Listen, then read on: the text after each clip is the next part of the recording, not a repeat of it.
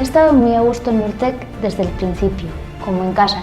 La oportunidad que me dieron, desarrollar una tecnología desde cero, no la hubiera tenido en otro lugar. Junto con ese reto, he evolucionado como investigadora y mi contacto con la industria ha ido creciendo.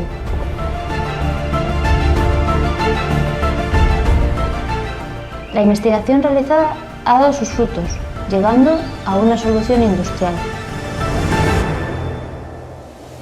Y no hay más satisfacción para una investigadora ver la repercusión de su trabajo en la sociedad.